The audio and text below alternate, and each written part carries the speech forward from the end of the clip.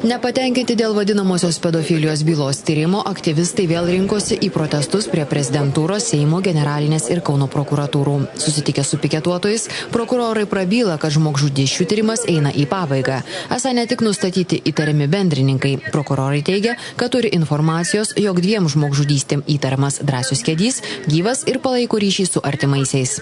Jūs įsitikinęs, kad ryšys su artimaisiais yra? Taip. Tai yra su verstais? Tai ačiū uždėmesį. Būkit geri, tai visiena yra specifika. Jūsų žinios paskelbtos rytoj jos taps žinomas plačiai visuomenė ir tiem, kur nereikia. Kedžio sesuo neigia bendraujantį su broliu. O jūs man galėtumėte pasakyti, kokie tie ryšiai, tai aš tada susisiekčiau su savo broliu, jeigu betingi žino.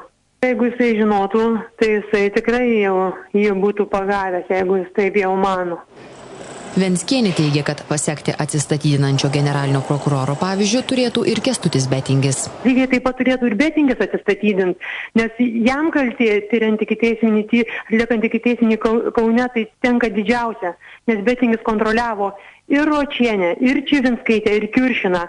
Ir pats kontroliuodamas, Ročienę nubaudė pačia griežčiausia bausme, pats negaudamas jokios nuobaudos.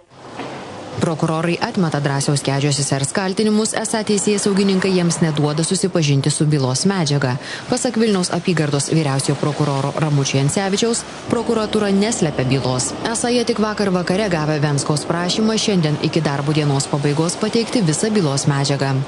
Gal aš taip grubiai pasakysiu, stosimės ant galvos, darysim atsispaudimus, jau kaudamas sakau, bet aš manau, kad iki šios dienos darbo pabaigos tikrai mes tą baudžiamą bylą, grubiai tariant pasakysiu, padauginsim ir įteiksim žmonėm.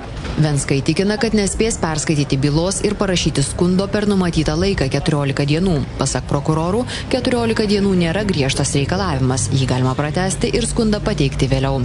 Jolanta Svirnelytė, Paulius Garkauskas, Rafaelis Achmedovas, LNK žinios.